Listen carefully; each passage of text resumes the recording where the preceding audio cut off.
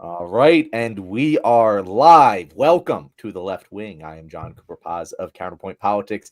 TJ is not here today, but in his place, we have wonderful returning guests and also host of the number one luckiest branded podcast in the past week. That is Gage and Jeremy from Head in the Office. How are you guys doing today? Doing great. Incredibly topical intro. Number one luckiest branded podcast, number one geopolitical podcast, number one just in general. Yeah, it was number one overall. It was a big week for a podcast with our name. Very auspicious. Very auspicious. I'm telling. So you guys, the reason, I mean, I love having you guys on. You guys are always great, but you guys re-entered my atmosphere because you hopped on Threads, or at least committed to going on Threads. Yeah. That's where I spend most of my time now. Okay.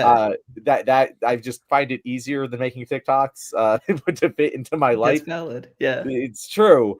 But I have to give you guys a compliment. You guys are born for Threads. Like you guys are just keep at it. Like that tweet that you had, I still call them tweets. They're all fucking tweets. It's all tweet, yeah. They're tweets. But when you were that's exactly what you said. You're like, this is a very big week for the name of our podcast. I was dying laughing. So you guys have been killing it. Definitely go follow them over there because I want you guys to blow up as much as you deserve to. I'm trying to get more networking on Threads. Like that's where I'm really trying to push it. Yeah, it's definitely a different environment than Twitter is. Yeah, Threads is just so libbed up, man. Like there's just so many and like it's good to an extent because there's not as many Nazis like Twitter, but also there's a lot of people that's like, I don't know about that.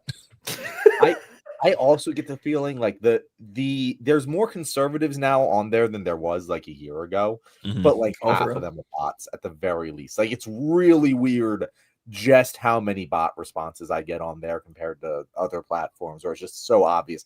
I never was really on Twitter, so I wouldn't know that one. But Threads have been a wild place. And speaking of, wild posts, we're just talking behind the scenes here. So Trump is just calling to hang Democrats now, I guess. Yes. Yeah, man. See, real podcasts like us condemn political violence every single week, but not the American president. Apparently, it's kind of ridiculous the state that we see everything in. It's just like last year we had to have conversations about Joe Biden's fiery rhetoric after Trump was shot in like Butler, Pennsylvania. Joe Biden did not have fiery rhetoric. Joe Biden was not calling for violence, saying anything that would incite anybody to anything. He was one of the most uninspiring guys. Just in general. Now we have the president, like Donald J. Trump, going out here just directly saying that Democrats are engaging in seditious behavior and should be executed. And I don't like usually like doing the like, oh, Donald Trump is saying this, but it's not like a hop, leap, and a jump away to say that he's calling for their execution. It's damn near almost exactly what he said. And like it's just the impetus for this is mind-boggling to me. Yes. It was all because of a video that a couple of Democrat senators and congresspeople made and posted on Twitter, essentially saying if you are a member of the armed forces, you have a duty to not follow illegal orders. This is the law.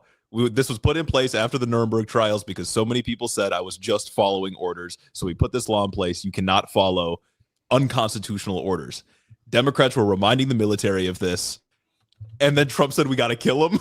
Like what? The important part here is that like, yeah, the Democrats said you don't have to follow legal orders. One, that's just the law. And two, the video is just a virtue signal. Yeah. That's literally all it is. They're just virtue signaling, pretending to like stand up and stand for something. It shouldn't have gotten any reach at all. Yeah, it's absolutely wild. And Carolyn Levitt today, I mean, this is how the Republican news cycle works. Like, I think this is a microcosm. This story is going to be gone in about 12 hours. Everyone's going to forget about it. But like, this is how it works. Republicans are in deep water right now. We're going to be talking about. I really want to have an in-depth conversation of who is winning the incompetence off between Democrats and Republicans because that is a very hotly contested game being played. Yeah, it is. We're going to get to that. But Republicans right now, they're on the shit end of the stick. With the Epstein Files, I would say they are on the back foot currently in the 24-hour hellscape news cycle that we live in. And so what do? They look for something to seize on. And they're like, oh, look, the Democrats called for the military to ignore Trump's orders and defy his orders. That's really bad. And it starts, I want to be very clear, it did not start with Trump. It starts with the influencer class, because I saw them hounding this yesterday. So they make it a news story. It gains enough traction where I know that Donald Trump himself isn't necessarily like checking in on social media, seeing what's trending, but it gets in front of his vision. He gets all riled up about it, or someone riles him up about it. We don't know exactly how that works. And then he goes and says something preposterous like, oh shit, we got to hang the Democrats for treason. And then that becomes a news cycle. Then you send out Carolyn Levitt, and she says, and misquotes the Democrats, and she says, A, Donald Trump is just stating the law. Sedition is punishable by death. This isn't a threat. Come on, guys, what are you doing? And the Democrats, by the way, they said that the military should deny his lawful orders. She explicitly said that. She just straight up lied. And when questioned about it, she just didn't respond. And that is the news cycle. It gets fed into Fox News. All of the MAGA people, this is the storyline that they get. And tomorrow we're going to be on to the next one. It is such a clear and obvious cycle. But you know what? I can't argue that it ain't effective, because it clearly fucking works to some extent. Well, I mean, that point you make about like the influencer class and whatnot, that's like so true. Like it gets the influencer class, they blow it up. But like the point that I want to expand on is that this isn't just like a Republican thing. That's just like how politics works now. And it sucks so bad. But to a lesser extent for liberals, instead of like the conservative podcast sphere, like blowing something up to get it in front of Donald Trump, on the Democrat side, we have Joe Scarborough and Morning Joe and White House staffers going to talk to Morning Joe and scheduling themselves in that block because they knew that that's when Joe Biden was watching. Everybody talks to the president now, not by actually going and talking to them, but by talking through their favorite influencer. And it sucks so bad, dude. And it's been this way for what, it's 2016 was 9 years ago at this point. Like it has been almost 9 years of the number one way to communicate with the president of the United States was to get on the appropriate news show that he's watching. And that's insane. We also had Tulsi Gabbard a couple months ago. I completely forgot about this until now, when she was doing the whole thing where she's like, oh, I need to get on Fox News so I can actually brief Trump about national security because he doesn't go to the meetings. I remember. Everything sucks now, man. It's so annoying. You do got to appreciate Caroline Levitt's ability to just shamelessly lie, though. Like Trump on Truth Social, his social media platform, retweeted somebody saying like, you should hang them, George Washington would. Like that was Trump retweeting it, and then she was just like, well, he's just restating the law. Like, what are we doing here? And I will say, like, I really hate the term stochastic terrorism. I think it's a term that while it is a real thing and should be talked about in academic circles, whenever I hear it thrown around in like the media or by politicians, it's always like, okay, you're kind of stretching things here. Yeah. I don't know. Like, as much as I know that Donald Trump isn't intentionally telling people to go kill these Democrats, that doesn't mean it won't be interpreted that way. Like, I would believe, if you give me a polygraph test, I believe that that's not what he's trying to do. But you do it enough, and gosh darn it, some crazy people are going to do some crazy things. He's really getting right up to that line, though. Like, that statement, like, this is seditious behavior that could be punishable by execution, is, like, as close as you can get for calling for fucking Alyssa Slotkin. Whatever, like, without actually calling for it. It's fundamentally absurd, and it just shouldn't be accepted. Like, that's like the Trump effect just in politics, is things that wouldn't have been accepted 10 years ago just are all the time, literally every single fucking day. It's ridiculous. Like, we had Quiet Piggy. We had the thing about Jamal Khashoggi when Zelensky was in the Oval Office. He's like, what if I dropped a bomb on your head? Like, there's a new, like, administration ending scandal. I swear to God, every week, dude. What do you do? How am I supposed to keep up? Well, speaking of administration ending scandals, that brings us to our first topic of the day, and that is one Jeffrey Epstein. I haven't heard from you guys on this yet. We talked about it on the show in the past two shows. Obviously, this is the biggest story. It's been going on for a while right now, and it's been going on for a while. It kind of comes in and out. I feel like we're now on the tail end of an Epstein news cycle. But what? Just catch me up on your guys' interpretation of the situation. Oh God. I mean, pretty much, like, I think the big takeaway from the situation is that, like, they've dug themselves such a deep hole we know that Trump is going to use this DOJ investigation to try and redact material that may incriminate him, may incriminate just people he wants to protect in general. We know that that's going to happen. We know there are going to be redactions. It's written that way in the legislation that was passed, that there can be redactions for like national security reasons and protect the victims, protecting the victims being the most acceptable of all of those, of course, obviously. And I think that because they've let this get so out of hand by being fucking psychopaths and alleged pedophile defenders, there's no redaction that can come out that won't be under such an increased scrutiny that will just fuel more conspiracies. This situation's never going to end because everybody's going to look at every little black bar, and we know that there are going to be pages that are blacked out, and people are going to wonder, and you're not going to be able to satiate that wonder until you just release the whole thing. Yeah, and I'll just add, I always find placing this controversy in context is very helpful because I would say they've made the wrong move at almost every turn. From the beginning, back in February, Pam Bondi says the files are on her desk. And then a few months later, she says, all right, case closed. We found nothing. Epstein killed himself. Everybody look the other way. She releases she talks about that missing minute of footage. They release the footage. There's a missing minute. And then they say, it can't be found because it's a malfunction of the cameras. And then a few weeks later, it's, we actually found the video, but it has no metadata. So you can't actually investigate it. And then there's the birthday card. There's Mike Johnson saying he was an FBI informant.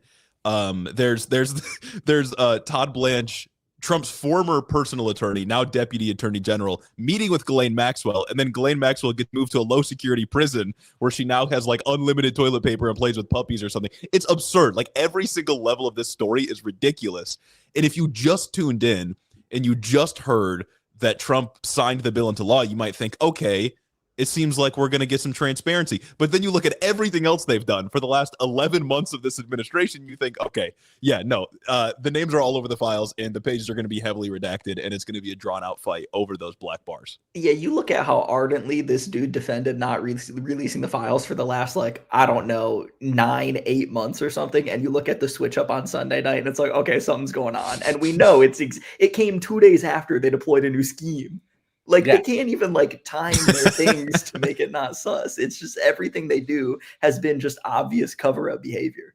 And so that is this entire thing, because you just really summed it up quite nicely. But I do want to point out that the effect that it has on us, the American populace watching this, it has been genuinely, it feels like I'm getting drip-fed teaser trailers for like the next big MCU review. Yeah. Like it's just like every Tom Holland on set just leaked. Yeah. So, a couple days we get new little bits of information. It sparks a new news cycle. There's more speculation, and you're totally right. We just did this news cycle, so they did vote to release the files. And now it's going to be heavily redacted, and we're going to have a news cycle about, when are they actually going to release it? They're going to drag their goddamn feet doing it. And then when it does, it's going to be redacted. It's going to be a whole, and we're not going to get to the end of this maybe until he's out of office. Like, it's impossible to even speculate as to when the final hammer is going to come down. But I will say to those who are like, we're not actually going to get anything out of this, they're going to fully redact everything, all of that. I don't think that's possible because we're dealing with the most incompetent administration in the history of politics. Like, this is so bad. This is at least since that one fucking Roman emperor nominated his fourth Senate. Like, and even that, I wouldn't be surprised if Trump did something like that. But like, do we really think that the people who, and we're going to get to the Comey indictment later, the people who set up the press conference at Four Seasons Landscaping, the people who, the fucking Signal chat, like, who invited a reporter to their illegal Signal chat, like, these people are not going to successfully redact everything from the files. There's going to be something that slips through the cracks, and we're just going to get more breadcrumbs until it all finally comes out. My question to you guys, because I see TJ is in the audience right now. And first of all, he has one very important question. Do you boys condemn Hamas? Of course. We had always now. And he gave me, TJ the history buff gave me, it was Caligula. I was going to say Nero, and I was like, no, it's not Nero. So here's a question. So TJ, he believes really no matter what, this will not take Trump down. And under no circumstances, no matter what is revealed, Trump, he's going to wiggle his way out of this one like he always does. I disagree, because at least I think that if Trump felt that way, which he does about most things, he would be acting the same way that he always does. And this has been the most un-Trump-like, most cowardly, most defensive we've ever seen him. He's always playing offense, and this is the first time we've ever seen him seriously take a step back and try to play defense. So I think whatever's in there, he knows it's damaging, and that's why he's behaving this way. What do you guys think? Do you think that whatever's in there could actually take this guy down? I tend to agree that, like, we get the quiet piggy thing. That's just what's at front of mind. He gets asked about the Epstein files and he hits her with the quiet piggy. Like, yeah, he's on the back foot. It's hard to imagine a way they get out of this that isn't the only real way out of this would be releasing the files unredacted to the extent that, as long as the victims' names are protected and Trump actually isn't in the files. But based on the way that he's acting, it seems like he's all over those files. I think, and maybe this is the bit of the pessimist in me, but I think the best outcome is just severe political damage. Mm-hmm. I don't know if the Republican Party is ever really going to abandon him. I guess if we eventually get somehow some unredacted files that directly implicate Trump in like a heinous sex crime, we'll see if the dam breaks and Republicans move against him. But I find it so hard to believe that like a critical mass of senators and representatives would move to like impeach and remove this guy. It feels so unlikely. I have a hard time imagining it. But in terms of political damage, I think like there's nothing he can do about this. He's fully backed into a corner. Yeah, impeachment and removal feels like genuinely like out of reach, but I can see a world. I feel like Doctor Strange in Endgame, you know what I'm saying? Like there's one out of the 400 something million possibilities that this reality could go. There's one way that could go. It's like the golden thread or whatever. I do think this is damaging either way, right? We usually don't like subscribe to like the moderate Democrat consultant class ideology of like, oh, the swing voter, do everything to appeal to the swing voter and blah, blah, blah. But in this instance, I do think the swing voter is like a very real thing that needs to be considered if we're talking just pure electoral base and whatnot. There's going to be the hardcore MAGA that no matter what comes out in those files are going to think that something is fake, something's been made up and blah, blah, blah. There's always going to be people that dig their heels in the sand. But I think the average dude that votes for Trump because he wanted egg prices to be lower, if they saw that Trump was in those files, allegedly, which he may or may not be, would be very turned off by what happened. And would be very turned off if Republicans in Senate and the House didn't do anything about it. And that's kind of what motivated the damn near almost unanimous consent throughout the entire American Congress, except Clay Higgins. So I do think there's no way you can get out of this and it not be damaging. I love that from Clay. I did not know who Clay Higgins was until he was the one person to vote against. Now, that's the only thing I know about him. He's the guy. And actually, I read his explanation, and I didn't hate it. Like, in terms of explanations for it, it wasn't terrible. It kind of made sense. But at the end of the day, bro, like, read the fucking room. And that's such a bad look. Die on another hill, bro. Any other hill. It's so funny because none of us here knew who Clay Higgins was. None of us here were ever going to know who Clay Higgins was. I'm not supposed to know who Clay Higgins is. His wife read the news was like, Clay who? Yeah, but because of that, now I know who he is, dog. That's a bad look. Contrary to popular belief, not all publicity is good publicity. That's probably the one thing that is bad publicity. we have a commenter that just cracked me up. He said, if you want a punching bag, bring me up Jason from Boston. Jason from Boston, you build a platform that has more than, I'll say, 4,000 followers, and I will put you on this show. If I put everyone on this show that wanted to come on this show, like I could beat the shit out of any random commenter that wants to come on this show, but that's just not cool. So build up a platform, then get back on here. But you're right, Gage. Not all publicity is good publicity, especially when the publicity is you're the only person who voted in favor of Jeffrey Epstein. Exactly. That's a pretty bad one. Like I can tell you, the people who will be implicated in the files once they release, because there's going to be at least some people that are implicated almost instantly upon the first release. There are going to be names that aren't redacted just because they didn't give a shit to redact them and they know they got to give people something. They're not going to be feeling like all publicity is good publicity. I can tell you that. That's the one prediction I'm 100% sure of. That's the way. And when they say like national security reasons, I'm like, go fuck yourself. Like that, you're telling me that there's information in these files that could threaten our national security if released, that just fuels the conspiracy. Like, maybe we don't deserve national security then, man. I don't know. Exactly. If our if my security is, well, it's got to be more being so held like up by protecting pedophiles, you know what? I'll risk it. It's gotta be about like international like relationships, because Epstein was a power broker for fucking everybody. I mean, he was talking about goddamn Putin. Ehud Barak is like implicated in at least some dealings with Epstein. He's texting a fucking congressman in exactly. deposition. Exactly. And then there's all the Prince Andrew shit. Like, whether or not they did anything heinous. I mean, Prince Andrew got his royal title stripped. That doesn't just happen to anybody for any reason. You know what I'm saying? But either way, there's a lot of powerful people, a lot of powerful countries that are going to be implicated. And if the U.S. is like leaking that information, maybe we shouldn't be having those relationships in the first place with these people. If these relationships are predicated on pedophilia, hey man, hot take. I don't know.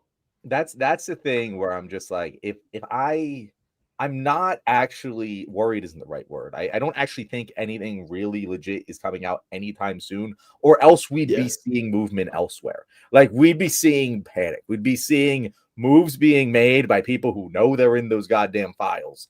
And we're not seeing that right now. And there's no way all of them are smart enough to just keep quiet. Like, there's no way. So like it just feels like there's some sort of handshake deal. I'll tell you this. If you happen to own an ink distributor in the Washington, D.C. area, I would like to invest, because there's going to be a lot of black box ink on those goddamn papers. I don't know if I feel the same way about like people would be moving differently if they knew they were about to be outed, because Larry Summers was named repeatedly in those emails. Larry Summers teaches at Harvard as well. And I saw one of his students took a video of the first class after he got, his name was dropped in all those files. And he did a little apology. He said he was ashamed, and then he just moved on. Like, I think a lot of these people are like remarkably dumb. Like, they're just dumb guys, or they have never faced accountability and they don't think they will. So they're just like, I'll be fine. I have a bunch of wealth and connections. No one's going to come after me. Bro, why is this guy in the comments doing a whataboutism with Hunter's laptop? That's so 2020. Come on, buddy. Dude, Hunter's laptop is nothing compared to this. Are you kidding? Go ahead and release everything on Hunter's laptop. I do not give a shit. Hunter's laptop is a fucking water pistol compared to this. Go for it, man. Coughing baby versus nuke. Oh no, Joe Biden helped Hunter Biden get a job. Have you seen what Jared Kushner is doing? Have you seen the $2 billion the Saudis gave him? Motherfucker bought EA with the Saudi public investment fund. Like, what are we talking about, man? Hunter Biden's laptop. Yeah, sure, it's bad. I'll concede that. Like, sure, go for it. I have no love for these people. But to say that holds a candle to the fucking Epstein files. It's wild. But you could make the same argument. It will be equally as impactful. Like that's the TJ argument essentially. And TJ doesn't say it's got to be impactful at all. I'm sure there's going to be people who go down here. Like, it's almost impossible for no one to go down. Like, of course, people are gonna be going down. Larry Summers is probably at the top of the list. Dude, Larry Summers emails were insane. Dude, he went to Jeffrey Epstein for dating advice. For Riz. Like, what the fuck? Bro, he said, "How do I Riz up my student?" If I'm Larry Summers, this is why I can't imagine living this life, because I'm like, I have all the money I need to go disappear to a tropical island somewhere and never talk to anyone who knows the name Jeffrey Epstein ever again.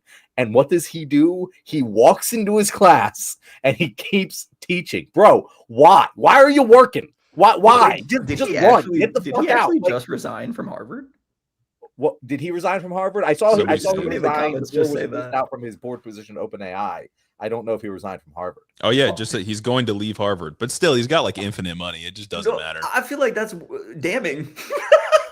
Well, he's fucked. That guy is fucked, because it's gonna be everything blocked out except for Larry Summers. That's gonna be the guy they appoint as their fall guy. The fall guy, yeah. But that's the thing. If they were, I don't think they're confident enough to do this anyway, but if they were just trying to protect Trump, I think maybe they could do that. But here's the problem. They're also trying to hurt people. They're also trying to hurt Democrats. And in trying to hurt Democrats, they are going to leave enough open breadcrumbs. Because here's the thing, there is loopholes in this, but the problem is they're going to stick their hand in the cookie jar. And if they get caught sticking their hand in this particular cookie jar, the legal ramifications would shatter him pretty well. The problem is they probably wouldn't come down anytime soon. Yeah. Yeah. And to be clear, if there are Democrats in the files, lock them up, dog. I don't care. You know, I am a Democrat. My position is anti-pedophile, like through and through. It goes. I'm going to make a hot take here. Yeah. hot take. Oh, guys, I'm really taking a stand on this one. I'm anti-pedophile. Yeah. I condemn Hamas. I condemn pedophiles. Exactly. Come at me, bro. I condemn Jeffrey Epstein. I do. And I condemn the Democrats associated. It's fucked up that he was texting a Democrat during a committee hearing and she was asking the fucking questions he said. That's so funny, dude. It's fucked up that Democrats are like circling the wagons around her. Like I can't believe they're actually doing that. Dude, Jamie Raskin was like, she took a call from a constituent. Like, what are you talking? Just throw her to the wolves. What the fuck do you have? Like, if you're gonna take this battle, you got to accept that there's gonna be casualties on both sides. Like this, you got to accept there's gonna be casualties on both sides if you want to take up this battle. Like, right? With this guy in control of the DOJ. This era is just defined by people being caught doing something wrong and then describing it as broadly and generally as they can. Like Trump's name is in the Epstein Files. He's like, what? I can't hang out around my business friends. Like, someone can't take a call from their constituents. Like, dog, this is evil. Is that kind of thing frowned upon around here? Yeah. It is wild, but like that is to put it more bluntly. That is kind of how a lot of people in a lot of positions of power have thought about these things for a very long time. And honestly, it's not even a lot of people in a lot of positions of power. Like, look what happened with the Catholic Church sex scandal. That took so much deep investigative reporting to convince anyone that it was actually going on, because people just fucking denied. They denied. It could not be true. Could not be true that these people in positions of power are abusing children. Yeah. And you take that, you take just the reaction from like Larry Summers. He doesn't seem that concerned. He doesn't seem like this is a big deal. People don't treat the fact that Donald Trump, like, we know for absolute certain, we don't know that he necessarily did anything illegal, but we know beyond a shadow of a doubt that he was still talking and friends with Jeffrey Epstein when he knew what Jeffrey Epstein was doing. In fact, he even admitted it in a press conference this week, where previously his story was he kicked Epstein out of Mar-a-Lago because he was stealing employees, which is still insane, by the way. He poached my talent. But then this week he comes out and he's like, oh, I kicked him out because he was a perv. It's like, wait a second. Hey, how'd you know that? You knew he was a perv, and we all know what kind of perv he was. So you knew he was abusing children, and you did nothing about it besides make sure you weren't legally implicated. And like, in a sane world, that would be the end of it, guys. It would just be like, oh, yep, you're a jerk. I don't want you leading diddly shit because you're gonna enable diddlers. So get the fuck out. That would be what any sane person would do if it was like a fucking teacher and their kid was being taught by them. Like anyone would do that, but for some reason, when it's something in an institutional power, people just deny. Denial is one hell of a drug. They just won't admit it to themselves that that's the reasonable thing to do with someone like that. You know, that Catholic Church point thing, that's important. And like, brief aside, isn't that what Spotlight, that movie with Mark Ruffalo, was about? Yes, dude, they're gonna make a crazy fucking movie about this in 10 years. I'm telling you, once these files drop, and then once we get a new administration and they stop that fuck ass DOJ investigation and actually drop the real files, it's gonna be a crazy movie. I'm gonna be butts in seat on that one. Oh, and Mark Ruffalo is gonna get his way into that one too, because that guy hates Trump. This is real. That guy's got good opinions. And I just like, back to like the whole Mar-a-Lago, I kicked him out of Mar-a-Lago thing. First of all, like, nobody's asking why Trump had people that Epstein would poach working for him at his Mar-a-Lago spa. Like, why were there teenagers there? That feels like an important question. But also beyond that, I keep thinking back to how he is handling this Ghislaine Maxwell situation. Even if it was true that Trump genuinely kicked Jeffrey Epstein out because he thought he was a pervert or for whatever reason, why are you giving Ghislaine Maxwell luxury treatment? Like, yeah, it's so damning. It is so. Ghislaine Maxwell, the pedophile queen, you're giving her luxury treatment. That's crazy. You remember back when he goes, well, what's wrong? Why can't I wish her well? Her boyfriend just died. Yeah. He's always been on this wave, dude. he has, and he acts like when he's pressed about it, he acts like, yeah, of course this is what I would. He does. It doesn't even compute to him that maybe he shouldn't look like he's giving the pedophile queen luxury treatment. It doesn't even make sense to him. He's like, yeah, bro, she's my friend. Why wouldn't I do? I'm rich and powerful. She is my friend. She doesn't have consequences. That's how the world works. That's really how he treats it. Yes. Oh, yeah. So, any last words to wrap up Epstein here before we get on to other topics? Oh man, yeah. Lock him up. Lock him up. Release the files, man. That's crazy. All right. So, speaking of locking people up, he clearly doesn't want to lock up Ghislaine Maxwell. He would have Ghislaine Maxwell or Ghislaine, whatever. How the fuck you pronounce her name? I don't really care if I mispronounce she's evil, so it's okay. Yeah, exactly. But speaking of people that Donald Trump wants to lock up, we have one, James Comey. I don't have you got, because this is, to me, it's such an interesting story, and I know why it isn't widely discussed. I mean, we have, the pedophile king and queen of the world being discussed right now, so it makes sense. There's bigger fish to fry. But the Comey trial, the Comey prosecution, it has been utterly insane. I rarely talk about like legal shit because I always say I'm not a lawyer. I don't really understand this stuff well enough. But this is so clear and obvious to me as like total legal buffoonery. How closely have you guys been following? I can't lie. This has been a blind spot for me. The only thing I've really seen is one, when the initial indictment came down, and two, like, I think today I read something along the lines of like the court was dead silent because the attorney didn't do their job with the grand jury or some shit. So I'm gonna need you to fill me in low key. But it sounds like typical Trump administration does something to go after a political enemy, but they are incompetent at the task of governing. Like they just have no interest in doing it. They can't do it. It's like Kash Patel. So it's even worse. Like, again, we have a long list of nominees for the dumbest things the Trump administration has done. Don't get me wrong. This is near the top because there's just a sequence of incompetence. So first, Donald Trump wants to go after Comey, even though Comey's a Republican, and in my mind, Comey is a bad guy. Trump also thinks Comey's a bad guy. Comey just has no friends anymore. Cool. And so he's like, I want to prosecute Comey. And every single federal prosecutor was like, nah, bro, I'm not going to do that. There is no case. And he was like, too bad. Make there be one. Well, and it's like when he fired the attorney who said that they couldn't find anything to prosecute Letitia James. Yes, he's like, exactly. Okay, fucking. And then he put another one in who's like, I guess I'll find it. Same thing. And then Siebert, I forget if he was fired or he resigned. He was the attorney general that was, or the attorney, whatever the fuck they're called. Yeah. He was the prosecutor who was supposed to prosecute the case against Comey, and he said, no, there's not a case here. I will not prosecute. And so I forget if he resigned or Trump had him fired, but he was replaced by Trump's personal attorney, Lindsay Halligan, who I cannot stress this enough, has never prosecuted a case before in her entire life. That's so awesome. She is Donald Trump's personal defense attorney. She's on the defense side of legal proceedings. She has never been a prosecutor, and suddenly she is prosecuting one of the highest profile cases you could possibly prosecute. She gets her indictment within days.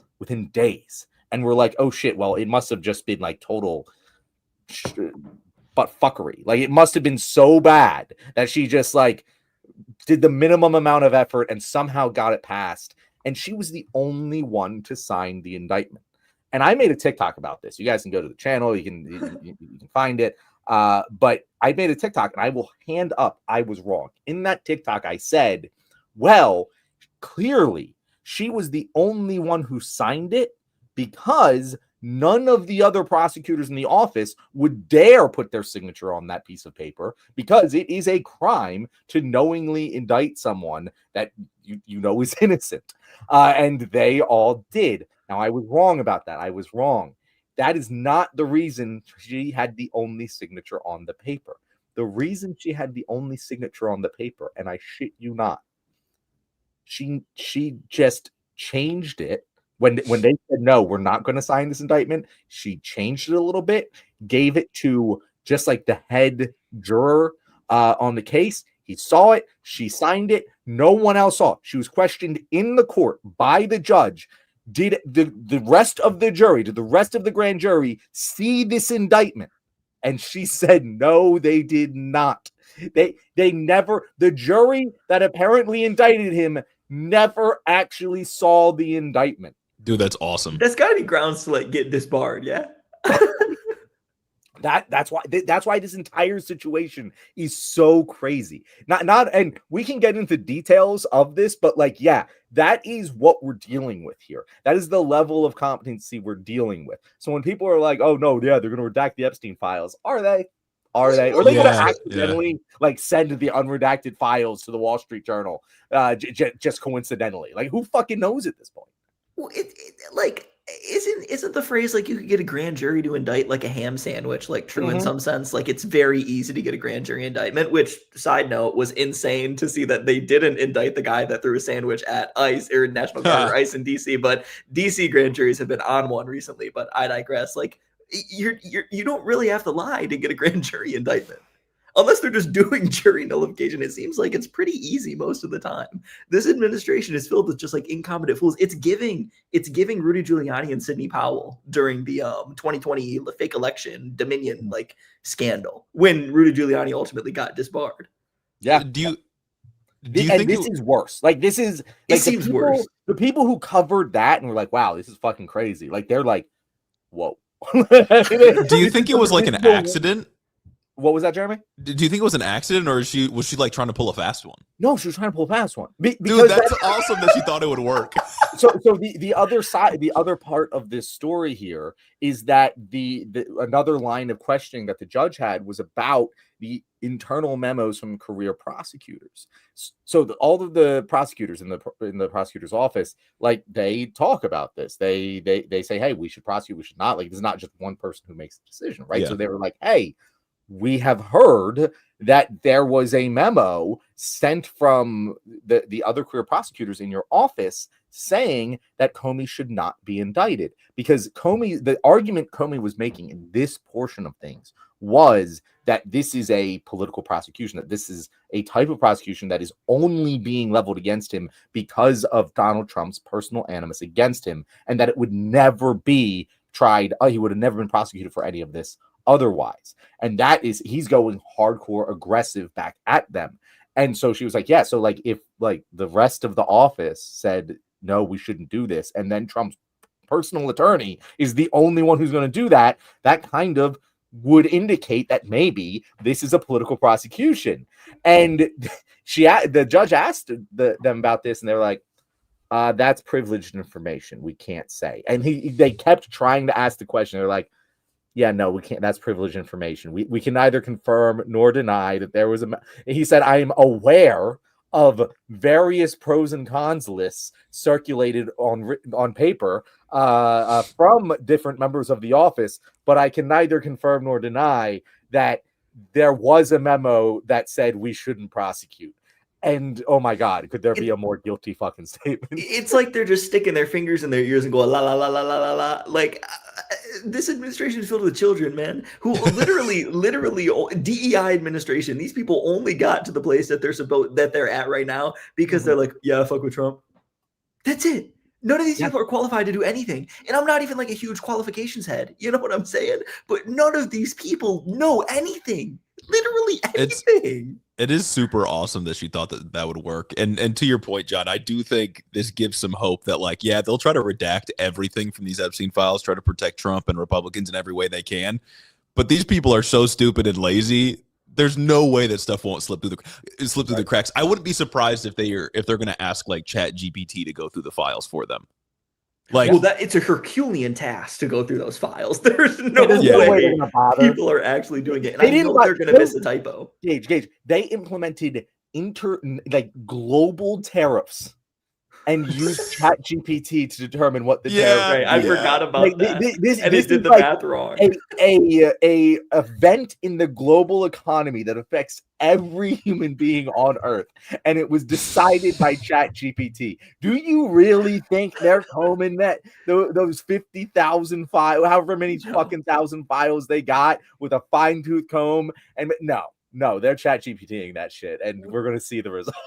They're gonna miss some misspelling. It looks like that dude Epstein could not write to save his goddamn life. we're gonna get pages of redactions, and then there's gonna be one Terp did this with X, and it's just gonna be like it's over. And then he's gonna deny. He's gonna say that's not my name. That's somebody else. Yeah.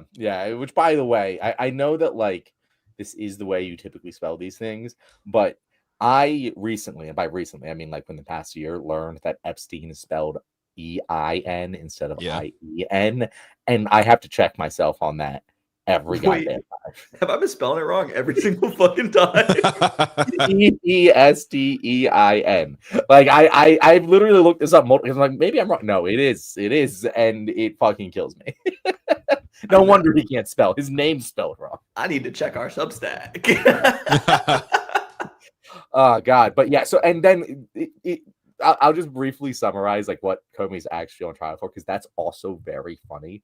Because basically, it's got to be just bullshit. What he's on trial for is lying to Congress, and what they're alleging that he lied about was Bill Clinton, bro. Bill Clinton, right? And so they're saying lying under oath. And so what they're alleging he said was that he was asked, "Did you authorize a FBI informant to like leak this information to the media?" Right? And he said, "No, I did not authorize it." And Ted Cruz went, "Well, I talked to Andrew McCabe," which is someone who worked with Comey, and he was like, "McCabe said that you did authorize it."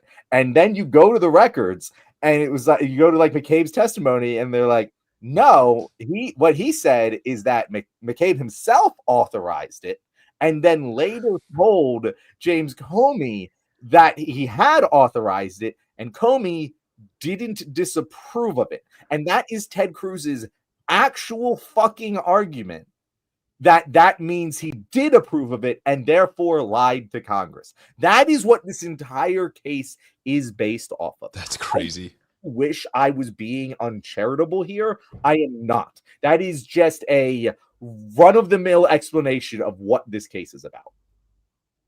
Dude, when they come for the podcasters, man, we're fucked. If they're going to these lengths to like get these people, imagine what they're doing to somebody who's got a couple million hits. God, it's brutal. It's brutal. All right. Speaking of incompetency, I wanted to have a little discussion of who is more incompetent, the Democrats or MAGA. Now, we just spent a lot of time detailing multiple ways in which the Trump administration, MAGA, is incompetent. And we'll detail many more because we are just blessed with a litany of examples every single day of just how incompetent MAGA is. Fuck, they accidentally invaded Mexico today, and we haven't even talked about it. Did you guys hear about that? No, you didn't hear about that. Holy shit. Okay, I can't believe I'm breaking this news to you. So I think it was Marines. I could be wrong about who exactly what part of our armed forces or whatever. Yeah, some branch. But they went to like it was very close to the Mexican-American border by the Rio Grande, and they set up a restricted area. They put up like signs and like this is a restricted area. It was under the DOJ. It was like Border Patrol or something. It was not military, but they put out something like this is restricted. We are commandeering this area of the beach, and we don't know why they did this. No one knows why they did this, but they weren't in America. They were on the Mexican side of the border. Man. So the Mexican police go over there like, "Who the fuck are you guys?" And they're like, "Oh, we're like Border Patrol." And like, what are you doing? And like, they said, "No, we're Border Patrol." It's a restricted area, and they're like, "Under whose orders?" And like, "Our commander." And like, then like literally like Mexico sent their own Marines to be like, "No, get the fuck out of here." They picked up the signs, and then the Trump administration was like, "Oh, our bad. We went to the wrong place." Dude, so yeah, today we accidentally invaded Mexico. That's actually so sick. We need the border wall to stop us from going into Mexico. They literally need the wall to know where America is. I'm joining the Spanish-American War on the side of the Spanish. Fucking Kristi Noem's underlings, man. They got no idea what they're doing at any time. It's awesome.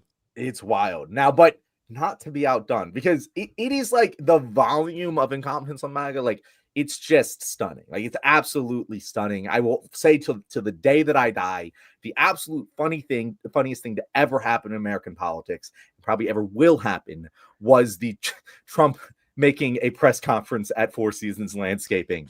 And then instead of just saying, oh, we're going to go somewhere else, having it there. Like that is just the funniest, most incompetent thing I have ever seen and hopefully ever will see. But oh boy, I have not talked to you guys about the Democrats caving on the debt ceiling, but not a fan. Shut down. But that was one of probably in a long line of Democratic clusterfucks, maybe the most self-inflicted wound I have ever seen. What was your reaction when that news came down? Fucking confused, man, because they were at the peak of their leverage, and they literally snatched defeat from the jaws of victory. Peak of their leverage, everybody was on their side. Poll after poll after poll after poll after poll after poll kept saying that Trump and the Republicans were the people who the American public was blaming for the shutdown. We just won big across the country, huge even in ways. Fucking Jay Jones won. Are you aware of what Jay Jones, like, his controversy? I'm not even sure who you're referring to here. Brother, Jay Jones is the Attorney General elect of Virginia now. And is he the guy with the text? And he was like, yeah, he's like, we should their kids should die so they learn a lesson. Yeah. That's supposed to be the guy that I am like, no, never. To prove that, like, I actually care about these issues. He's not supposed to win elections. He fucking won because of whatever blue wave it was. He was carried by Spanberger. And it's like, you were at the peak of your power and you just give it up. You just resign for nothing. And they are complicit in traumatizing the people who are on Snap and who Trump tried to take away because Trump was holding those people hostage to play political games. They're now complicit in that because they didn't fucking win. They didn't get the ACA subsidies, and now people's health care is going to fucking skyrocket. Mm-hmm. It's all ridiculous. You can't pick that battle and do it and make the longest shutdown ever again under Trump and not get anything on the other side for it. That just looks like you're playing political games. Yeah. And it, like, if this was just a random switch up where these 8 senators took the fall, and there are probably some more senators that wanted to end the shutdown, but, like, you know, have elections coming up or whatever, what they did was fundamentally undermine the messaging that the House had been doing for months. Well, I guess for just over a month. The House had been arguing that this was Trump's shutdown because all he has to do was negotiate on healthcare tax credits for premiums. And by ending the shutdown, by choosing to end the shutdown, you essentially showed that that was never true, that the shutdown was never necessary because the ACA tax credits were never going to go back into place. And, like, it fucks over your own party. If you genuinely cared about, like, the progress that the Democratic Party was making, there's no way you can justify what these centrists did. But I think that's like the charitable interpretation. What I think really happened was there were a lot of Democrats in the House and the Senate that wanted the shutdown to end because of their donors, because of whatever, and they were just too scared to do it. So they chose a group of senators that were either retiring or didn't have elections in 2026 to take the fall because everyone's going to forget by 2028 that they were cowardly and did this. And so it's just another moment where the Democratic Party was making Trump unpopular, was making some progress. Again, as Gage said, maximum leverage in this moment. And they gave it up because they don't care about making progress. What they wanted to do was, I think they got pushed into doing it because they didn't do it earlier.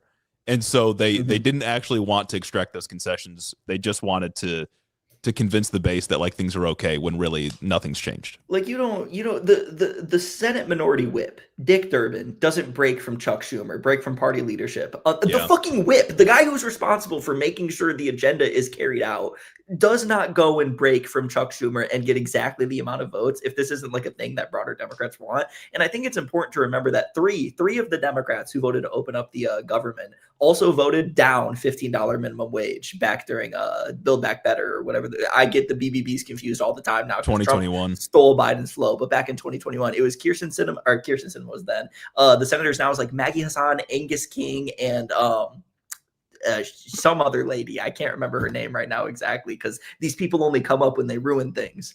But like, it's ridiculous, man. The healthcare fight was a fight that like needed to happen. People's premiums are becoming unaffordable. That's something that will kill people. Mm-hmm. That's something that's going to make the state of healthcare in this country worse. Like you got to take it down. Cynically, I think that some of these people just got mad that their flights were delayed, like senators specifically. But that's like my most cynical take on the thing. But it's just like Trump held the 42 million Americans hostage, and that strategy was validated. And that's what makes me so upset about this whole thing. It really is. And nobody wanted to like stand on enough business to just come out and say that they personally like couldn't accept that those people were losing benefits. They personally couldn't accept that, because at least as a human, I can begin to understand that you don't want to feel like you're complicit in that pain, because that's real. But you got to look at a bigger picture here, kind of. The shutdown is really hard to talk about because there's damage that's going on both ways, no matter what's happening. But it's damage that's happening explicitly because of Republicans. And they're not shy about it. Trump went to court to take away food stamps from people. Trump was told he had to do it. And he's like, no, I can't. I think it's illegal. When has legality ever stopped Trump from doing anything in this administration? Only when it comes to feeding people. That's ridiculous. That's ridiculous. It was a Republican shutdown. The damage is on Republicans because they didn't want to give people health care. They're talking about affordability. It's Trump's big affordability agenda. He's talking about big wins on this. Thanksgiving meals are down, while Trump, and the Republicans are raising 22 million Americans' healthcare premiums. What the fuck are we doing? And my favorite theory for why Democrats actually caved, aside from like their flights were individually delayed, is I think Democrats might have thought that the filibuster was actually going to go away. I think they were worried that Republicans would actually pull the trigger and get rid of the filibuster to carry out Trump's agenda. And so they caved to avoid that ever actually happening. Yeah, and that's the wild part of all of this, is that was like they've gone around the filibuster before. Like, people talk about nuking the filibuster. It's only ever talked about in high leverage situations, because the Senate ignores the filibuster all the fucking time. Like, it happens. Mm-hmm. It's only when it's a high profile situation, like, oh well, we can't nuke the filibuster. Like, bro, you did it like last week to like confirm this fucking nominee. Like, it happens. But like they all want to like lay back on this and be like, well, you can't blame me for not doing my job. Filibuster, like that's why it's so sacred to all. It's why that was the first time that I've ever seen like a Republican Congress just say no to Donald Trump when he was like, nuke the filibuster, and Republicans were like, no, we're not going to do that. And that was the first crack, like that was one of the first cracks. You saw the giant blue wave in the elections that you guys brought up, like giant blue wave. I'm telling you, this is just anecdotal, but my voting district, we had a 66% turnout in an off-year election. Not you even guys a had midterm judge election. up, right? An off year. An off year. Yeah, like it was nothing. 66% turnout. Absolutely insane. But like that was kind of seen, not that high level, but like that energy was seen across the country. People turned out, I don't think to vote for Democrats, but definitely to vote against Republicans. And they had all the leverage, right? They had all the leverage. The fights that you just brought up, we could have rode this government shutdown into the holiday season. You just had to last 3 more fucking weeks, and you would have had thousands of flights canceled for Thanksgiving, everyone blaming Donald Trump. And the Democrats looked at that, and they're like, nah, I don't want that. Yep. I want to get nothing and open the government up for no reason whatsoever. They were finally, for maybe the first time in my goddamn life, winning a messaging war. They were winning the messaging battle. This is the Democrats' biggest weakness, is messaging. It's not policy, it's messaging. They were winning it. The American people just overwhelmingly said, yeah, we blame Republicans for the government shutdown. And then they're like, no, we're actually going to admit that it's our fault. And we're going to say we're going to end this now. And now everyone can blame us for the entire thing. And we get nothing out of it. And it's just a staggering level. Because if this was the end result, you should just never put down the government in the first place. You should never exactly pick this fight if you weren't willing to stick with it for the next 4 fucking years. There should have been, I cannot believe that like anyone voted to shut down the government while thinking, yeah, well, 40 days, I'm going to open it back up again. No, you got to be in it for the long haul, motherfucker. You got like, that's not how negotiations work, you little bitch. The thing about it for me is like they traded all this for the promise of a vote where the Senate is saying they're not even going to bring the vote. Which and Trump is saying he would never sign it. I don't know how it's the most insulting part. I would have rather not had the promise of a vote. No, really, I would have rather literally been for nothing. Yeah, exactly. Because at least then you're not insulting my intelligence by telling me you think that this is going to pass a fucking vote. Exactly. No, and it's the vote, but like the point of like the fight, right? Open enrollment for the ACA marketplace goes until January 15th.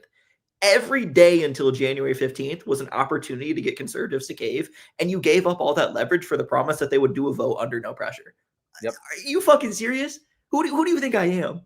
Like, God, man. It all sucks so bad. And it's like, when we're talking about elections and we're talking about this, like who's more incompetent, Democrats or MAGA, ultimately, I think MAGA conservatives are a bit more incompetent just because they literally cannot govern. But that's besides the thing. I think Democrats are incompetent in like a different and unique and awful way when it comes to the fact that I think they're going to see the election success that they had here in 2025 and think it was because of them and not because people don't like Trump. This is purely a reactionary thing. This is purely a reaction to all the awful things that have been going on. The government shutdown, which he was blamed for. ICE, which is just like dramatically unpopular in its violence that it's operating with. Fucking tariffs, affordability, the thing that got him elected has just been in the shitter. Everything he's doing is just unpopular. That's it. That's why you guys won big. It's not because Abigail Spanberger is uniquely inspiring. It's because people don't like what's going on. Yeah, it's because like 150,000 people weren't working or getting paid in Virginia. Like, that is why.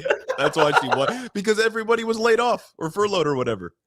Yeah, no, it's I do agree. I think Republicans, at least this version of the Republican Party, just cannot like understand how the government works. They can't make it work. And anytime they try to do something, it's a fucking disaster. But Democrats seem to be maliciously incompetent in the sense that they know that what they're doing is stifling resistance and sort of ceding ground to the right wing. But they do it purposefully, whether it's because of their donors or respect for the norms like the filibuster or whatever it is. I don't know. But it's just it's a different kind of incompetence that leads to a similar outcome because it allows the right to do whatever they want. Yeah, and that is, people always say like, oh, it's what's the phrase that's thrown around? Not weaponizing competence. That the Democrats are complicit, essentially. I can't believe I'm brain farting here, but that the Democrats are complicit with the Republicans. Their goal, the controlled opposition. That's it. Yeah. Like rotating villain shit. Exactly, and it's like, I've never really subscribed to that theory because it would be very like there's so many incentives aligned against that being the case. It makes more sense to me that there are other incentives at play which cause them to act like they would be controlled opposition. But goddamn, when things like this happen, when you see like a group of 8 centrists perfectly chosen so that they don't have an election coming up, how can you not think like, oh, they're doing this on purpose? Like, come on. And then Hakeem Jeffries, if he had a fucking bone in his spine, he would have shot down Chuck Schumer. Like, Hakeem Jeffries could have taken the fucking guillotine and cut down Chuck Schumer and been like, you know what? You made us look really bad. Get the fuck out. And what does he do? No, he stands by his boy. He stands by his boy because all that matters to these people is retaining their own individual power, and they do not give a shit about winning. They do not care.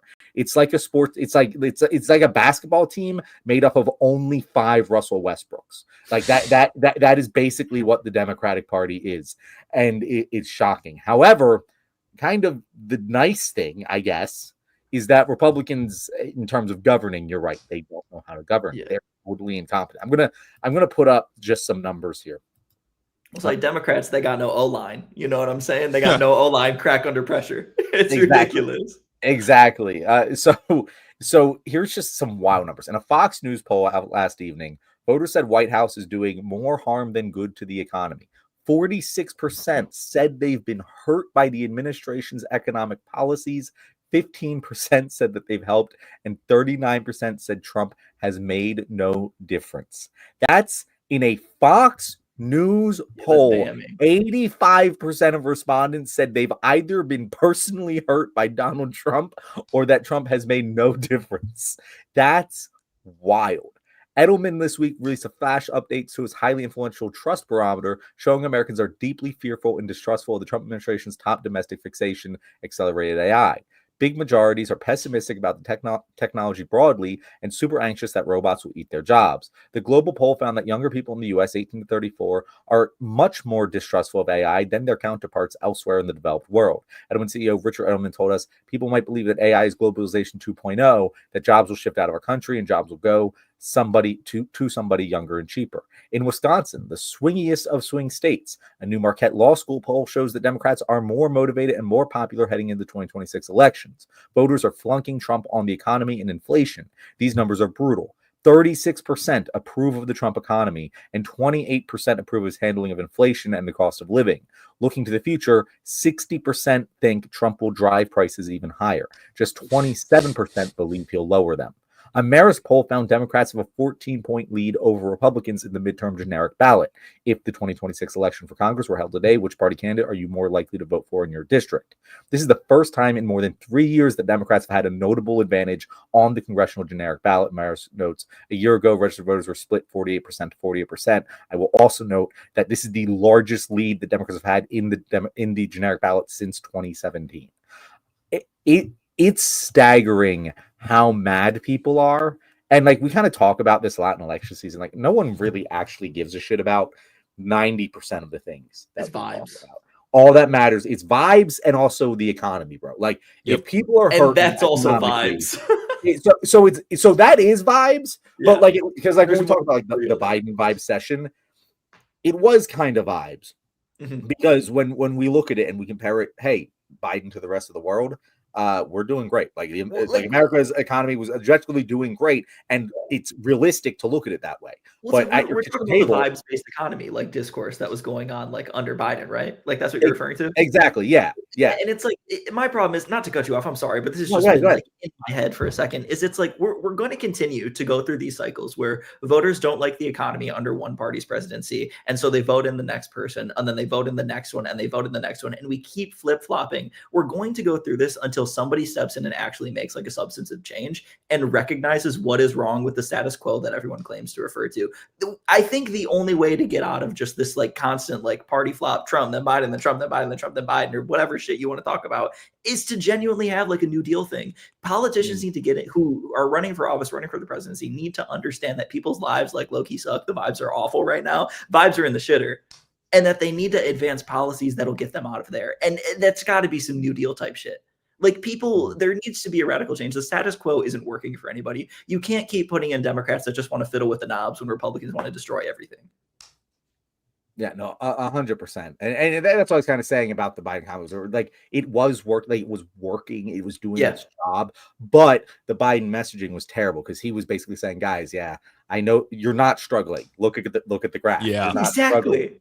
And people were like, bullshit, that graph, bullshit, I'm struggling. And like that bullshit, rent is 60% of my income. Like exactly. But that's so Gage, I actually think you answered my question here. Because when I posed this question, when I was like, this is going to be a segment that we do, I didn't know what my answer would be. Who's more incompetent? Because like even when we talked about the Democrats and how poorly they fumbled the government shutdown, they got saved by the Republicans being incompetent with the next day. The next day. And in fact, it was a direct result of the government reopening, which Donald Trump wanted to happen by nuking the filibuster in order to open the government so the Epstein Files could be voted on. It's just a clusterfuck, a train ride of incompetence. It just gets worse and worse and worse the farther you go. But here's the thing, Gage, you brought up a great point. There is a way out. There are things that can be done in order to improve America's economic situation, improve the lives of everyday lower, middle, upper class Americans all across the board, except for, some of them. There's things that we can do. And that's why I say the Democrats are the less incompetent party, because while leadership is fucked, we're starting to see rising stars take that step forward. We're seeing Zoran Mamdani go from a nobody state assemblyman to one of the most famous Democrats in the country, toppling Andrew Cuomo and the old guard within a year. We're seeing a communist mayor being elected in Seattle. We are seeing people on the Dem side of the ticket with actual plans for addressing economic concerns that aren't just we're going to do more of the status quo. And you know what? I'm not seeing that on the other side. I'm seeing no off ramp or bright stars on the right for, if Trump doesn't work out, what do we do? There's nothing there. Well, I think the difference is like the rising stars that are in the Democratic Party are Zoran Mamdani, who's talking about affordability, who's got actual plans and policy and good vibes. You know who the rising stars on the Republican Party are? Fucking Nazis like Nick Fuentes. Yeah. And Nick Fuentes was just on Tucker Carlson, and they're having a Republican civil war about whether or not they should accept Nazis into their ranks. The Heritage Foundation said it was cancel culture to say Nick Fuentes is bad. Like that's what we're dealing with here. One party wants to fundamentally destroy everything to get a short-term payday, and the other party just wants to fucking fiddle with knobs. And we're watching things like split in a way that cannot be reconciled unless we stick with the people who actually want to address affordability, appoint the proper villains, not immigrants, but the 1% that continues to do literally anything they can to squeeze out any extra profits that they can every single quarter at the expense of anybody else. That's where things need to go. That's where politics needs to go. We can't just keep talking about, I don't know, fucking whatever means tested program, whatever 1 or 2% down payment assistance on a house. Housing is just too fucking expensive. Yeah, I'll also add to that list of like rising stars. Omar Fateh in Minneapolis got like within striking distance of Jacob Frey, which he should not have been able to do. He didn't win outright, but like Jacob Frey, for all intents and purposes, compared to someone like Cuomo, much stronger candidate. Incumbent, somebody who's done a couple of unpopular things, but for the most part is like a competent individual. Omar Fateh almost beat him on the message of affordability. We need to like invest in public services in the same way that Zoran did.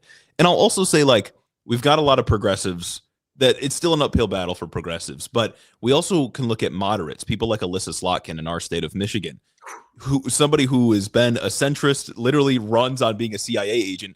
Even she feels the wind shift and is arguing in favor of banning corporate PAC money. Like these people are shifting. A lot of intelligent Democrats that are like more centrist types feel the wind shifting and are forced to take positions that they wouldn't before. And that is ultimately, I think, a very good sign and a very good direction for the party to go in. There's going to be resistance, obviously. There always is to changes. But I think when I see someone like Alyssa Slotkin say that we need to take on corporate money, even though she got elected in part because of corporate money, it makes me feel a little bit more hopeful. That we can make some changes that are necessary to fucking save the political system. Yeah, as much as we're Alyssa Slotkin haters on our podcast, there is credit that I will give her to the sense that like she is showing that she has a greater ability than most Democrats to see where the winds are going and actually adjust course. Whether she's not going to become a progressive, she's not going to probably ever do anything super like surprising to me, but she will get behind things like, I don't know, the PRO Act, or she will get behind like other like things that are progressive adjacent policies and pass them if it's popular. Like she's kind of a popularist in that sense, and I guess the winds are going that way. She's a CIA agent through and through, man. Exactly. That's what she does, dude. and I mean, you guys making a big point here where the winds are. I've been accused of being an optimist, which I am. But I do like look because I don't see the point in just pure pessimism. If you're going to tell me we're fucked, there's nothing we can do about it, well, shit, why are we even talking about it? Exactly. What is our victory condition? How do we get there, right? And I was saying back in as far as 2023, oh shit, look at where the winds are blowing. Even back then, we had more elected Democratic socialists, outright self-avowed socialists in Congress than at any point since socialism was an actual like fucking party back. And in fact, we actually passed the amount of congressmen who are labeled as socialists since like the 1920s, right?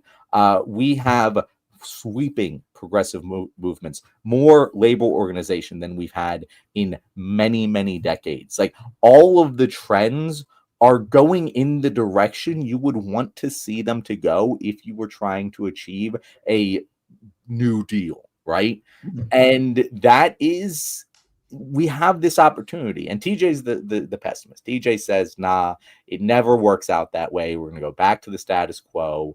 and things are going to chug along in this neoliberal fucking late stage capitalist hellscape. And you know what? I do think the smart money is on that, guys. I think the smart money is on that. That's probably what's going to happen.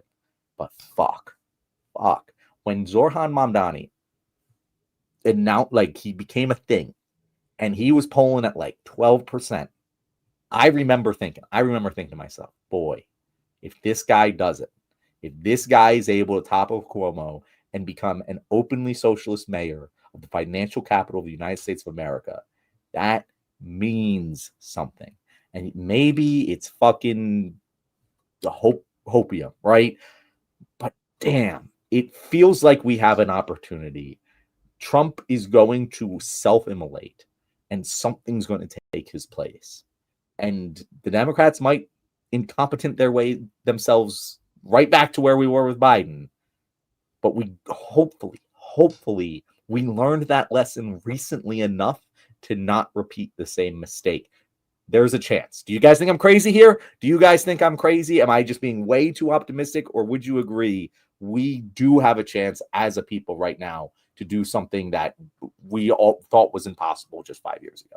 I mean, I think there's a chance. I think there's a chance precisely because, like, the winds are changing, right? Like, everyone's talking about the Democrats, like, suck bigly. They hired a social media intern that's, like, doing the shit right now. And obviously it's not all social media, right? But it's like, things are going in the right direction. We're starting to have the right conversations, and the right people are starting to feel uncomfortable with what they're doing. There's a lot of work to be done. I'm gonna be a realist in that sense. Like, there are still going to be senators that want to stop things like $15 minimum wage because they think it's going to make a fucking McDouble cost $20. But they're gonna start feeling the heat more than they ever had before because of the, like, whatever freshman class comes in, what new people are coming, what voices get elevated in the party. There's a lot of work to be done. Don't get me wrong. I don't think things are going to change bigly with the 2026 midterms, but I think there's a road where the future is a lot brighter, depending on some good choices. And I don't want to lose that. I mean, part of our podcast and, like, why we do what we do is because, like, we don't want to be pessimists. We don't want to be doom and gloom about this because, like, as bad as things are right now, as shitty as everything is right now, like, these people, like, fucking suck, like, all around, and they should be clowned on. You know what I'm saying? Yeah. Like, these people are corny, and I just think they haven't been told that enough. Yeah, history never ends, right? Things will always continue to happen. My bellwether for the next 4 years, anytime I see a candidate, really, is how they talk about immigration and how they talk about Israel. I think those are two of, like, baseline issues that give me a sense for what somebody's going to be like morally. And on immigration, it's simply combating the fabrications of the right wing, right? The border crisis is entirely invented. It's not a real thing. It doesn't exist. The crisis is the lack of, like, NGOs at the border and the fact that we need more, like, civil judges and processing. We need more money in the court system. That's basically that solves the entire problem. That's the extent of the problem. And if a candidate can push back on the idea that there's, like, an invasion or that immigrants constitute any kind of threat at all, then I think that's a good sign. And then on Israel and Gaza, it's easily just pointing out that, like, we were complicit in a genocide, and it's part of the reason that people became disillusioned with the Biden administration. If they can do those two things, and they have a track record of recognizing those two things, I think that's a good sign and a good indicator for where they'll be on a lot of other issues.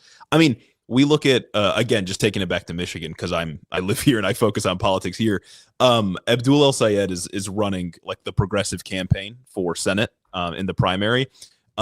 His main competitor, well, he's got two. Haley Stevens is, like, the corporate chill. The one that a lot of people are sort of landing on as, like, the not radical progressive, but the not corporate chill is Mallory McMorrow. And even she had to admit that it was a genocide, right? Very reluctantly, and with caveats. And she's had a close association with AIPAC for quite a while now. And she's spoken very highly of Israel just as, like, a project before. But even she had to call it a genocide, which to me makes me feel like public pressure is just reaching such a degree that, like, even people who are resistant to change are forced against their will to change their positions if they want any chance of holding power. Yeah, and that is a very, very good sign. Before we get to our last topic here, I just want to address some of the comments that we've been getting. For example, Pry Bark Knives says, "You guys are funny." It's my favorite compliment. Anyone who says that we're funny, you get your comments shown on this. Colby says that I'm a top 3 hope-pilled white guy right here. Colby, I want to know who's above me. I want to know who's above me. Let me know, and we'll see if I can beat him. Also, I cannot not mention Truth Only here, saying, as an independent, once hurting Trump with MAGA was the files and prices. He also said, Gangster Biden is awesome. A walkaway Dem now, an independent, a walkaway Dem after 40 years because I witnessed the most diabolical administration under Biden in my lifetime. Lawfare border, gangster Biden, etc. That's Biden, dude. That's got to be satire, right? I just want to say, I believe you wholeheartedly. I believe that you are actually a 65-year Democrat who saw Joe Biden and was like, oh, well, this guy's a bridge too far. I'm going Trump now. Totally believe you, bro. Joe Biden, Merrick Garland's lawfare. Dude, I love gangster Biden, dude. I wish Biden was moving half as quickly as they say he was. That shit's awesome. That's why to go back to the shutdown, one of my favorite bits from the shutdown was conservatives saying the Democrats are going to nuke the filibuster as soon as they get power. My Democrats? Not my Democrats. I can tell you that. If I know my Democrats, they will not do anything ever. If the Democrats were a fraction of what conservatives accuse them of being, the world would be such a better place. Oh my God. And then lastly, last comment I want to bring up here, Kobe asks, before I forget and this ends, are you guys familiar with Progressive Victory? Vaguely, yes. Have you guys heard of it? Yeah, I think they're just an organization that goes around to help progressive candidates just around the country. I think they did work with what's her name? Katie Miller in Seattle? Katie Wilson? Yeah. Whoever it is. I'm thinking Katie Miller, like Stephen Miller. No, yeah, I was going to say Katie Miller was Stephen Miller's wife, but it was something like, it was some basic white girl name. But shout out. No, I gotta say, I do love this comment. There we go. I do love this comment from David, whatever the fuck his name is. You people are insane, care about one dead guy doing shit on an island, yet ignore Islam that will absolutely eat your children and women alive. This is what I'm talking about. What are we talking about? This is what I'm saying when it's like people describe evil behavior in the most general way possible. Like, one dead guy shit on an island. It's a worldwide child sex trafficking ring that was used as power brokering to as leverage over the most powerful people in society. It is quite literally a web of pedophilia that spans between the richest and most powerful people on the globe. And it's some guy doing shit on an island. Doing shit on an island. Absolutely wonderful. Also love just how much blatant Islamic prejudice is just like taking over the country. Oh my God! You'd think we're back in 2003. Like this is it. Have you guys like know? Am I like? Is this just like anecdotal? But I have noticed in the past year, Islamophobia has skyrocketed. Did you see all the 9/11 tweets after Zoran won? Yeah, right. Like, I'm just like, who the fuck is fucking stoking these flames?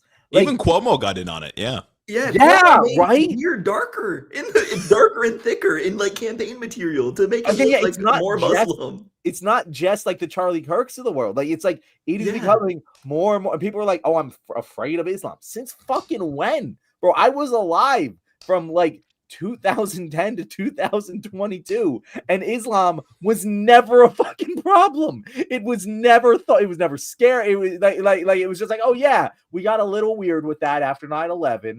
Understandably so. Got a little weird, really, but like I do get what you're saying, and we put it to bed. We're like, yeah, that was a mistake. We're back, bro. We're back with the Islamophobia. It is all the way in vogue, and I don't know what brought it. Well, this guy's saying he's been Islamophobic for 30 years. So shouts out, I guess. He said, "I'm English, by the way. I lost my hometown to Islam, brother. You lost your hometown to landlords. Like, be for real." He said, "Who cares? I care about the working class. The working class cares about the Epstein Files, brother." Like, yeah. The working class, bro, buddy. I love it. If you guys are loving this, if you're hating us, I don't care. Make sure to like and subscribe. We're here every Tuesday and Thursday, 6:35 EST live. So come here, yell at us. I fucking love it. So does the algorithm. So the last topic that we had for today was something that you guys want to talk about, which is, will Trump declare war on Venezuela? Particularly, there's a couple options. Again, we discussed how he accidentally invaded Mexico today. Like, what is going on with Trump and his Department of War?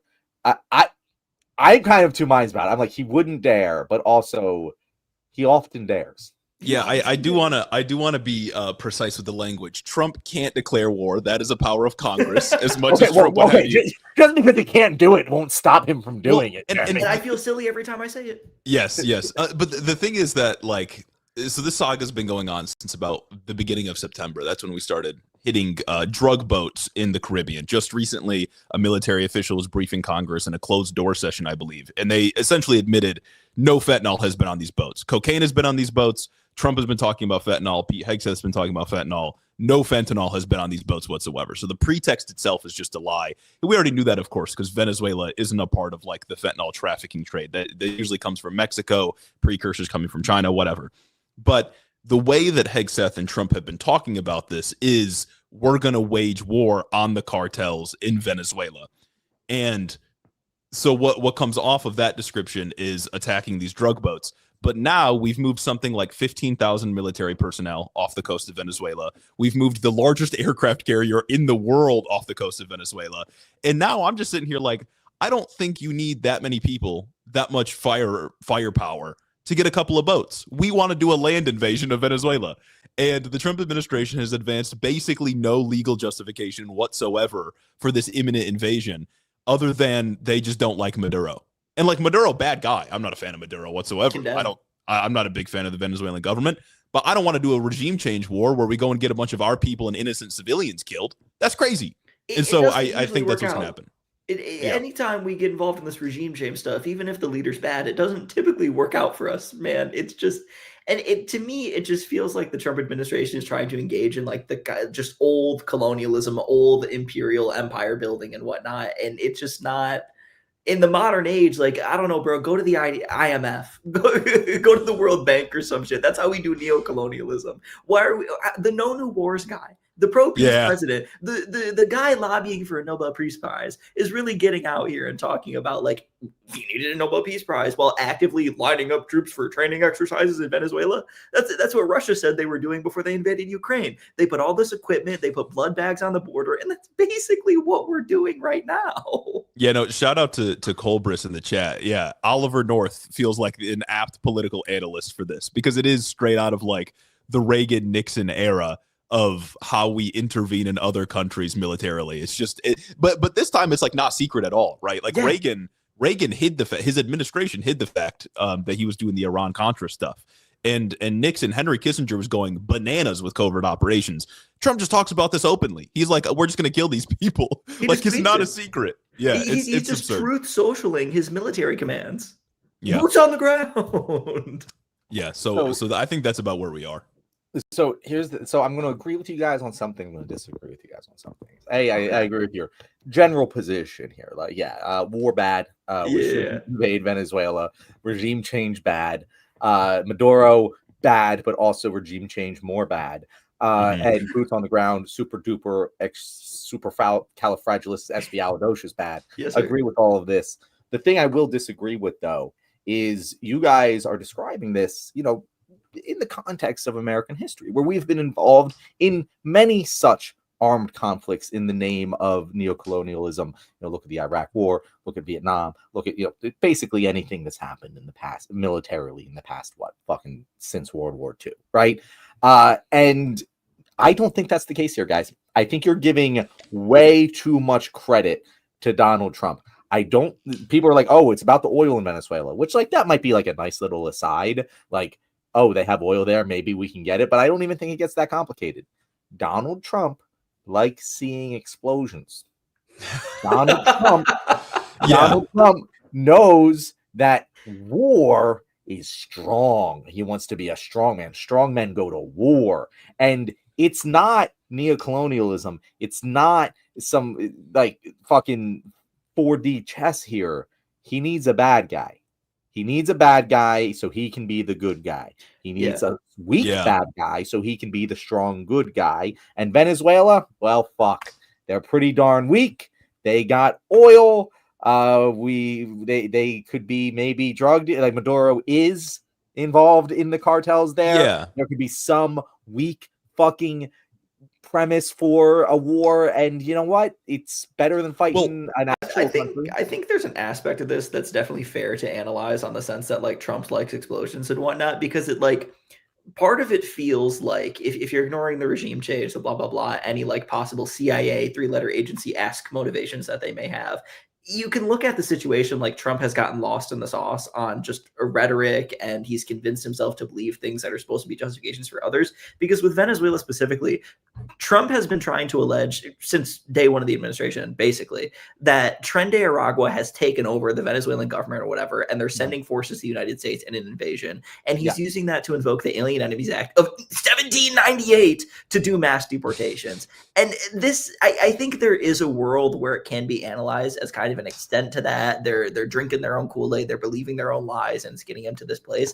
But I do think that it's just this kind of like, we want to get back to like the old way, the old United States that was going and doing whatever they want around the world to get whatever they want.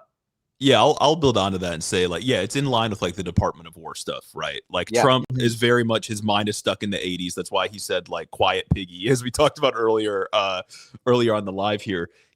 I think you're right. He wants to like see explosions. He thinks doing war is a symbol of strength. And this is just what the US used to do all the time. And to your point about like neocolonialism, like if we wanted to do the neo-imperialist thing to Venezuela, we would impose conditions like we're about to impose onto Gaza with the UN resolution. Like that is purely, plain and simple neo-imperialism. I mean, we're sending in the World Bank to manage a trust fund. It's over for Gaza. But Venezuela, yeah, we want to see death and destruction because we think it makes us look cool. Yeah. And that sucks. I really think that's, I think it's, the bare bone strategy is have an enemy to justify the aggressive behaviors I want to do. But probably the more important factor here is that it's some shiny keys that you can dangle in front of Trump. Like if you look at all of Trump's cabinet members, it's clear and obvious that they take action so that they look good to Donald on the news. That's all that fucking matters. That's why a bunch of fucking Fox News hosts are now in positions of power within the U.S. government. It's why you have these people who have never done these jobs before.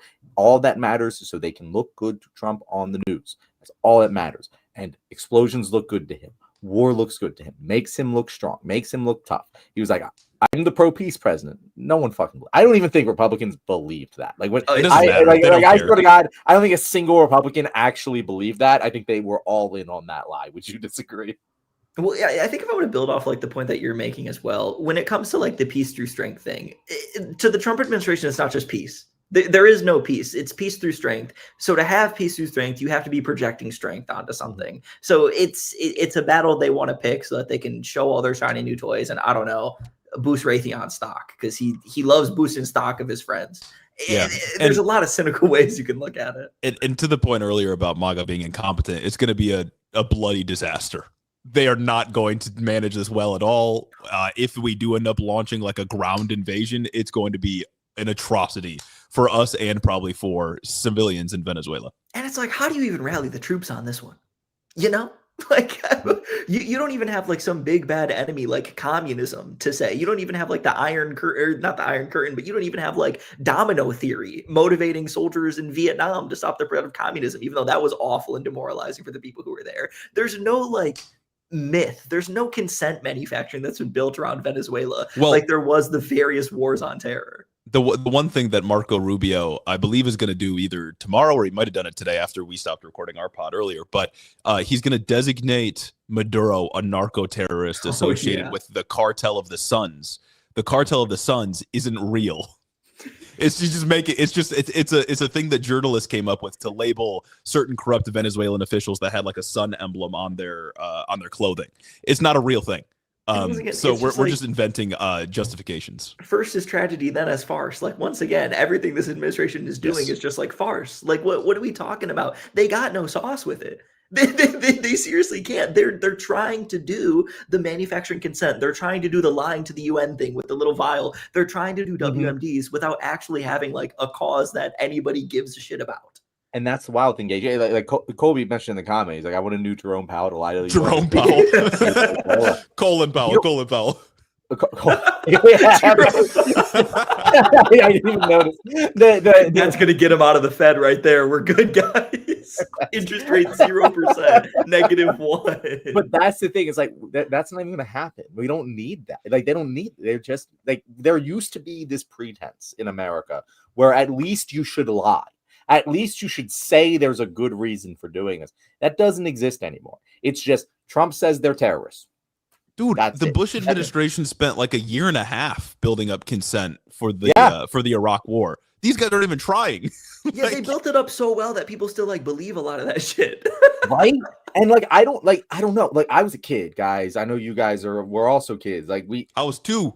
I don't know what like tap on the power of the executive there was to require him to build that consent. But whatever it was just belief that he had to do so. Trump is just showing us, fuck, that doesn't matter. Doesn't matter. It's like they're it trying doesn't to fucking say, matter. You don't need to manufacture consent. You don't need a fentanyl reason. You don't need legal theory. Just blow the boat out of the water. Who gives a shit? It's not even Venezuelan. Cool. Colombia is upset. Well, suck my dick. What are you going to do about it? And suck my dick. What are you going to do about it? Has been a very successful legal strategy for Donald Trump so far. No, literally, it's like they're trying to pretend that like the fentanyl crisis is the new 9/11 that's going to get people to want to go fucking fight and die in Venezuela. We're not going after the Sackler family over that. Exactly. We're not going after anyone who actually Americans. We just want to blow boats out of the ocean. Boats that couldn't even get to the fucking United States of America if they goddamn wanted to. Well, and specifically, we're not going after China, which is where a lot of the precursors from fentanyl go into Mexico and then go into the United States. We're just going to a little country we can push around because China big and scary. That was like the one thing I remember Merrick Garland doing was actually prosecuting Chinese corporations that were like doing fentanyl shit and sending it to Mexico to be a precursor. Like that's like the only thing that guy did. Which by the way, one of my favorite, because they're always like, oh, well, if this fentanyl reaches America, it's going to kill thousands of Americans. And what I like to say to that is, so you're telling me that the drugs are killing the people and it's not the person's personal responsibility to not take the drugs? That seems like an interesting theory you got there. It applies to anything else.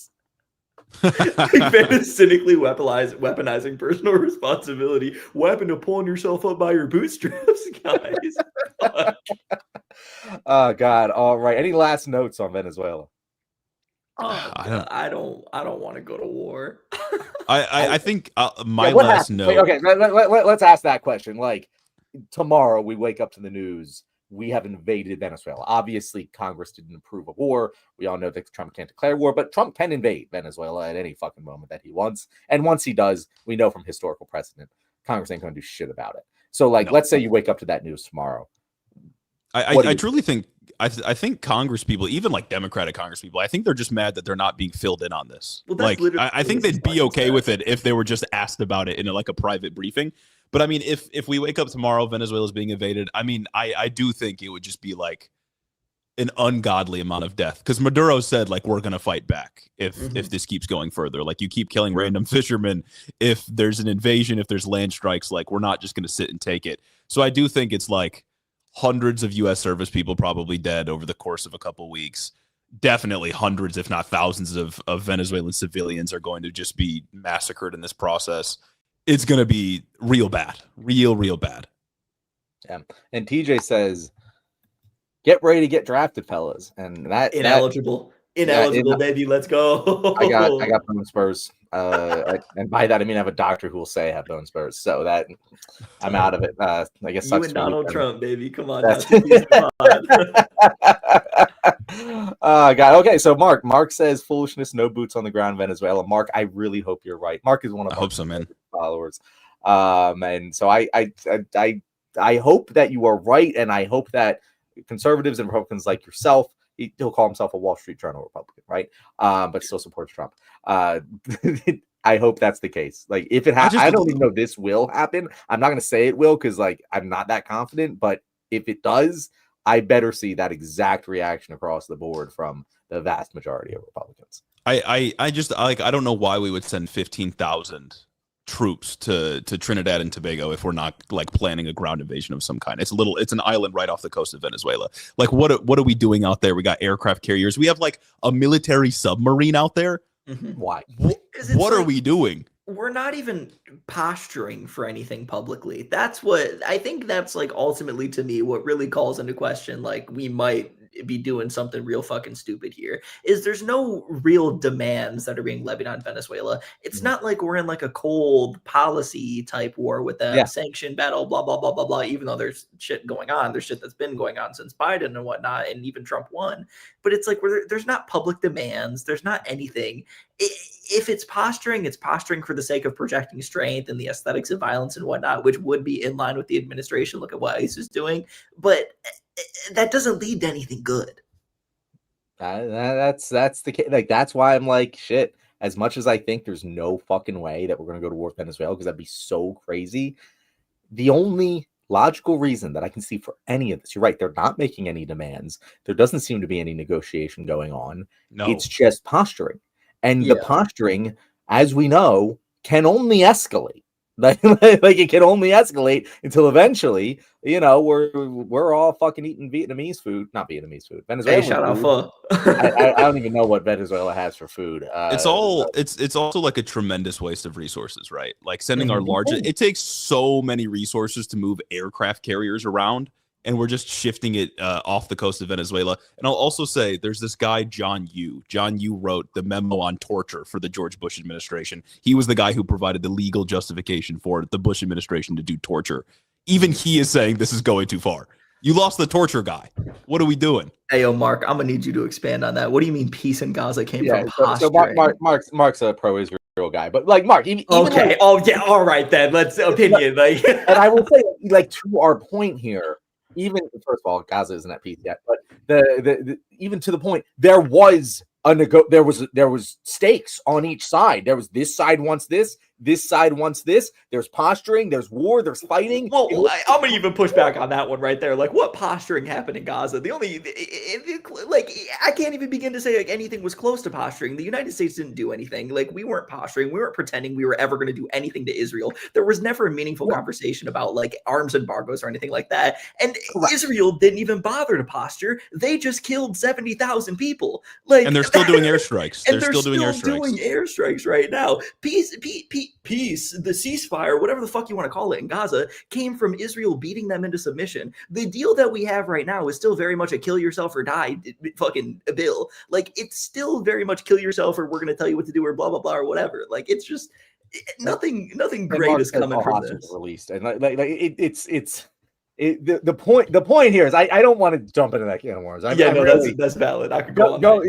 I encourage you guys to watch our last episode. We did did you guys see the what's her name, Sarah something or other, Hershwitz or something? You talk about the speechwriter? We just taled about that today on the podcast, bro. That shit was crazy. It's fucking crazy. Like I'm gonna watch your podcast one because ours was excellent. I rewatched it today. Like that all the way down was fucking fantastic. Yes, I don't need to rehash Israel on this show, but point is, there was goals that different sides wanted to accomplish in that entire conflict. There is none here. I could not tell you what Donald Trump wants Venezuela to do differently, other than stop dealing drugs, which isn't a thing that anyone can agree to. Like if that's how dealing drugs worked, the war on drugs would have been successful many years ago. That's just not how any of this works, and we all know that. So, I don't know what the goal. I don't know what the goal of the military posturing is even supposed to be, and that scares me because the only logical conclusion to that is the goal is to go to war. Like that. That's the most likely reason in my mind. Any last notes on this? No, I don't think so. Okay, cool. Shit sucks bigly. All right. Well, before we wrap things up, I did have one comment I wanted to it was a question that we got from one of our viewers. I thought it was a really, really good question. I really should have started it so I could find it. Oh, here it is. So he says, "Hey guys, discussion moment. What does Charlie Kirk and a beer bottle have in common?" Feds watching. This is an NSP. We run an NSPM 7 compliant show. Feds watching. Condemn. That's what I got to say about. I condemn the violence, man. I definitely condemn the violence. This is just stating facts after the case, in the same way that Trump is just stating that it's illegal. Like you can get hanged for committing sedition. It's just a fact. Insane. Final thoughts on that one. Condemn. Boo. Feds watching. All right. Feds watching. Thank you all for watching this very special episode of The Left Wing. We are here with wonderful returning guests, Gage and Jeremy from Head in the Office. Obviously, if you are watching this right now, you went and subscribed to them on the previous times they were here. But just in case you weren't, Gage, Jeremy, where can they find you? You can find us at Head in the Office on Twitter, Threads, fucking Blue Sky if we still post on there. Substack, that's a big one we just launched. Trying to launch 2 a week over there. TikTok and everywhere you get your podcasts. All right. Please check Wonderful. out the Substack. Thank you guys very much for being here. You could also find our Substack, which we tried to launch, and I believe I got 3 posts in before I gave up that shit. It's tough. It's nice. I would love to do more with it, but there's only so many goddamn hours in the day. But thank you guys for watching. We will be back. We will not be back next week. We're taking off for the week of Thanksgiving. We will be back the following Tuesday at 6:35 EST. Make sure to like and subscribe so you know when we'll be going live. See you guys later. Bye. Later.